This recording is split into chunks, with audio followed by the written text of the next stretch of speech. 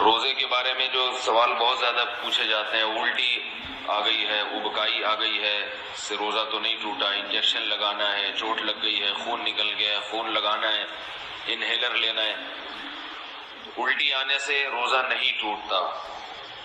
الٹی آنے سے روزہ اس وقت ٹوٹے گا جب دو شرطیں پائی جائیں گی۔ ایک یہ کہ الٹی منہ بھر کر ہو، بہت زیادہ، اور منہ بھر کر الٹی ہوئی اور آپ نے اس کو نگل لیا تو نگلنے سے روزہ ٹوٹ جائے گا۔ دوسری شرط یہ ہے کہ الٹی منہ بھر کر ہو، خود سے نہ ہو بلکہ آپ نے جان بوجھ کر کی ہو، منہ بھر کر اچھی طرح سے۔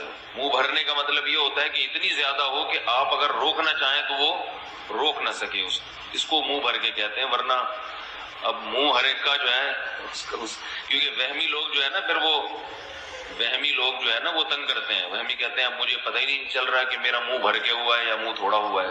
تو بھائی اب منہ تو آپ کا اپنا ہے، میں تھوڑی پتہ لگا سکتا ہوں کہ آپ کا منہ بھرا ہے کہ نہیں بھرا۔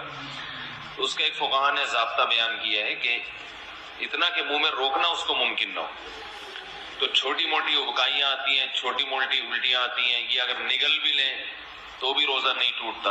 ابکائی آئی اور آپ واپس لے گئے تو نہیں ٹوٹتا۔ تو منہ بھر کر ہو اور آپ اس کو نگل لیں، یا نگلیں تو نہیں لیکن وہ منہ بھر کے خود سے نہیں ہوئی بلکہ آپ نے حلق میں انگلی ڈال کے قے کی ہے۔ تو عام طور پر ایسا کوئی کرتا نہیں ہے روزے میں، اس لیے اس کو اتنا بیان کرنے کی ضرورت بھی پیش نہیں آتی۔ اس کے علاوہ گلوکوز چڑھانے سے، انجیکشن لگانے سے روزہ نہیں ٹوٹتا۔ روزہ ٹوٹتا ہے کھانے پینے کے، ناک کے راستے یا منہ کے راستے کوئی چیز پیٹ کے اندر جائے، یا مقعد کے راستے کوئی چیز پیٹ کے اندر جائے۔ آنکھ میں دوا ڈالنے سے روزہ نہیں ٹوٹتا، خوشبو لگانے سے روزہ نہیں ٹوٹتا، خوشبو سونگھنے سے روزہ نہیں ٹوٹتا ہے۔ کان میں دوا ڈالنے سے روزہ ٹوٹتا ہے یا نہیں، اس میں علماء کا اختلاف ہے۔ پہلے جو ہمارے فقہاء ہیں انہوں نے لکھا ہے کہ کان میں دوا ڈالنے سے روزہ ٹوٹ جاتا ہے۔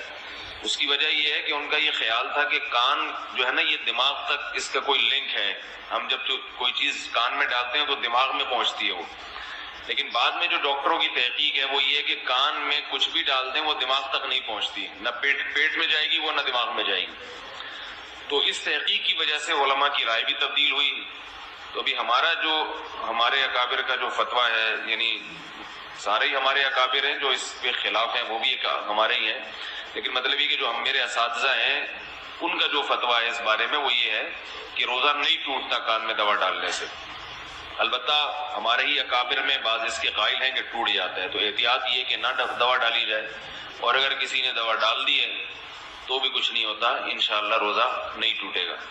آنکھ میں دوا ڈال دی اور اس کا اثر گلے میں محسوس ہوا تو بھی روزہ نہیں ٹوٹتا، سمجھ رہے بات کو؟ تو سر میں تیل لگانے سے روزہ نہیں ٹوٹتا، احتلام ہو جانے سے، نائٹ فال ہو جانے سے روزہ نہیں ٹوٹتا۔